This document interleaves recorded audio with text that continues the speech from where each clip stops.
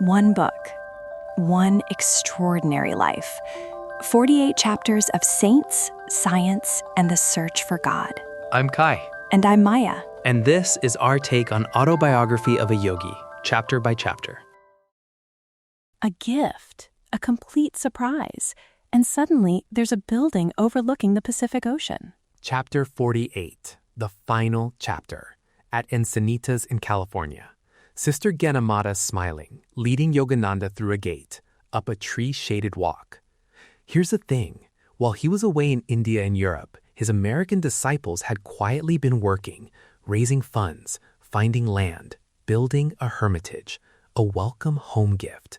And it's not small or modest, it's substantial. The building itself juts out like a great white ocean liner toward the blue brine. First speechlessly, then with ohs and ahs, finally with man's insufficient vocabulary of joy and gratitude, he examines the ashram. 16 unusually large rooms, each one charmingly appointed. Stately central hall with immense ceiling-high windows looking out on a united altar of grass, ocean, sky. A symphony in emerald, opal, sapphire. You know, it's overwhelming. It's meant to be overwhelming. The mantle over the hall's huge fireplace holds a framed likeness of Lahiri Mahasaya, smiling his blessing over this far Pacific heaven. Below the hall, built into the very bluff, 2 solitary meditation caves confront the infinities of sky and sea. Verandas and sunbathing nooks, acres of orchard, a eucalyptus grove, flagstone paths leading through roses and lilies to quiet arbors, stairs ending on an isolated beach, and the vast waters beyond. And there's a prayer for a dwelling from the Zen Vesta fastened on one of the Hermitage doors. Here's the thing, it sets the tone for everything that follows. May the good and heroic and bountiful souls of the saints come here.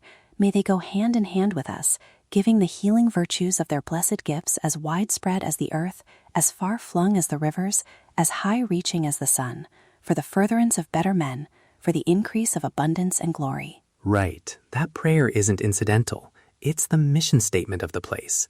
This hermitage isn't for Yogananda alone.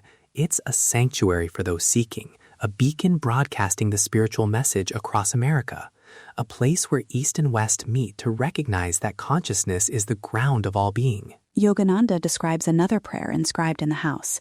May obedience conquer disobedience within this house. May peace triumph here over discord, free-hearted giving over avarice, truthful speech over deceit, reverence over contempt. That our minds be delighted and our souls uplifted. Let our bodies be glorified as well. And O light divine, may we see thee, and may we, approaching, come round about thee, and attain unto thine entire companionship. That's the standard Yogananda sets for the place. Not a museum, not a retreat from the world, a living community dedicated to the recognition that God is the source of everything, that consciousness is fundamental. And wait, this is important. The Hermitage was made possible through the generosity of American disciples, American businessmen, American devotees who understood the teaching and wanted to manifest it in form. American sainthood. That's what's being affirmed here. During the earlier years in America, Yogananda had combed the coast of California looking for a site for a seaside ashram. Whenever he found a suitable location, obstacles arose. But now, gazing over the broad acres of Encinitas, he understands. Sri Yukteswar's prophecy has come true. A hermitage by the ocean. Not just any hermitage, this one, in this place, at this time. The divine timing is perfect. And Yogananda says, humbly I saw the effortless fulfillment of Sri Yukteswar's long ago prophecy. In the spring of 1937, Easter of 1937, he conducted the first sunrise service on the smooth lawns at Encinitas. Several hundred students gazed in devotional awe at the daily miracle, the early solar fire rite in the eastern sky. To the west lay the inexhaustible Pacific, booming its solemn praise. In the distance, a tiny white sailing boat and the lonely flight of a seagull. Christ, thou art risen, not alone with the vernal sun, but in the eternal dawn of spirit. And there's this quality of completion, not ending, completion. The work is bearing fruit now. The teachings are taking root. Centers are opening. Students are gathering. The movement is solidifying. And in the midst of all that activity, Yogananda is composing music. Music. He's creating cosmic chants. He's working with Western musical notation and Eastern devotional airs. He's finding ways to make the teachings sing, literally in the hearts of Americans. cosmic chants, songs about self-realization, about the soul's journey, about God consciousness made accessible through melody and harmony. Okay, so the detail here is significant. Yogananda isn't retreating from the world. He's deepening his work. He's composing, writing, teaching. He set to English words and Western musical notation about 40 songs, some original, others adaptations of Sri Yukteswar's Sanskrit mantras. And he's doing this at Encinitas, by the Pacific, in this hermitage that Americans built as an offering. The sacred work continues. The mission expands. During this period, his headquarters divides. He's dividing his time between Los Angeles and Encinitas. Los Angeles for the administrative work, the center, the classes, the lectures. Encinitas for the deep work, the compositions, the extended meditations, the connection to the ocean, to nature, to the timeless presence. And the movement is spreading. New centers opening, Boston, Washington, young disciples establishing self-realization fellowship communities across America. The teaching that came from Bengal is now rooted in American soil. And there's this remarkable moment. Yogananda is in his study at Encinitas, revising the manuscript of this very book, the autobiography. It's New Year's Week 1945, close of Global War II, end of a world, dawn of an enigmatic atomic age. The Hermitage residents gather in the main hall for a prayer of thanksgiving. Heavenly Father, may never it be again, thy children go henceforth as brothers. And then Yogananda gazes out at his American comrades, and his thought is simple. Thank you. Thou hast given this monk a large family. The tension of the war years had lifted. The spirits were purring in the sum of peace. He gazed happily at each of his American comrades. And in that moment, everything comes together. The boy in Calcutta who saw light, the disciple who sought a guru, the monk who trained in the Himalayas, the missionary who brought Kriya Yoga to the West, the man who lived through decades of building, teaching, expanding, struggling, celebrating. He arrives at this moment, by the Pacific, with American brothers and sisters, at peace, grateful. The mission fulfilled, not ended, fulfilled. There's a conversation with Dr. Lewis, a Boston doctor who visits Encinitas. They're strolling near the lotus pool, and Dr. Lewis asks him, "Sir, I see many improvements here since my last visit." And Yogananda replies, "Yes, doctor, a project I have long considered is beginning to take definite form. In these beautiful surroundings, I have started a miniature world colony. Brotherhood is an ideal better understood by example than precept. A small, harmonious group here may inspire other ideal communities over the earth." And here's the thing. Yogananda is naming his vision.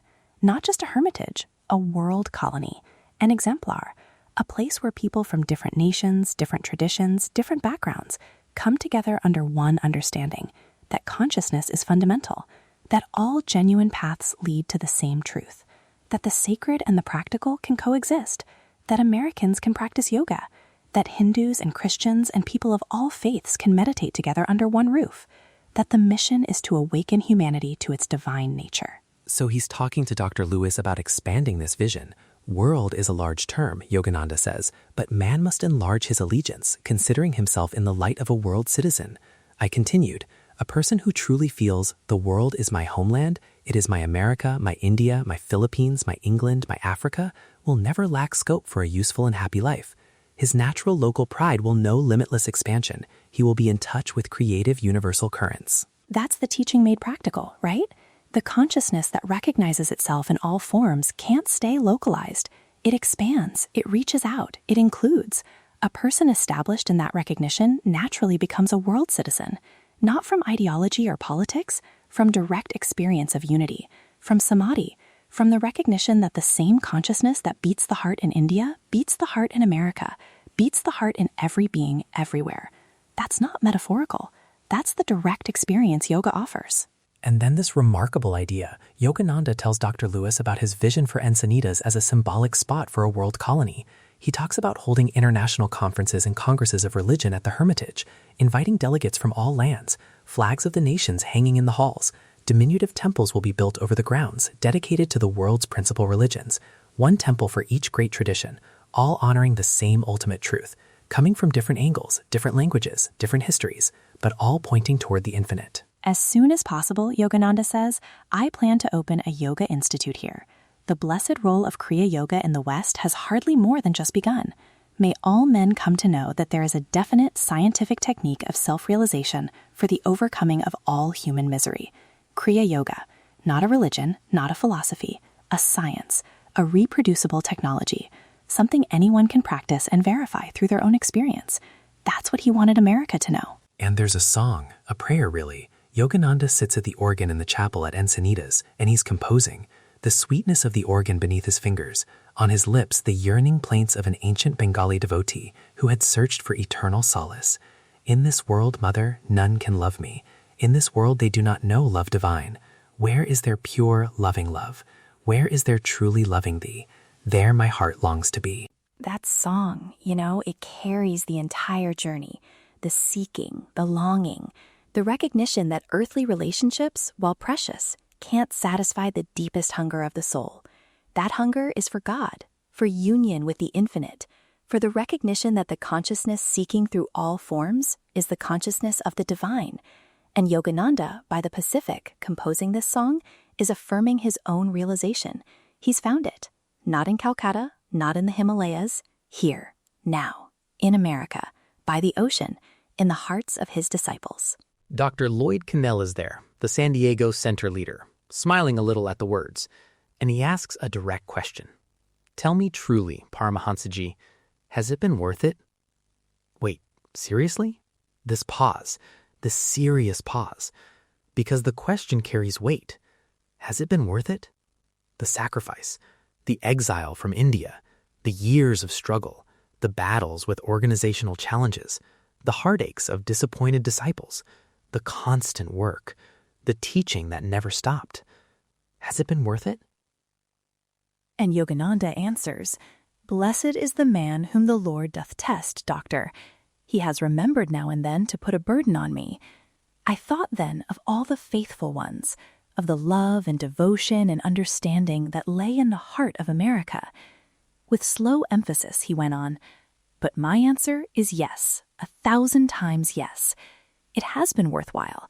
It has been a constant inspiration, more than ever I dreamed, to see West and East brought closer in the only lasting bond, the spiritual." There's the answer. The lifetime compressed into a few sentences. Yes, worthwhile. Not easy, not simple, but worthwhile.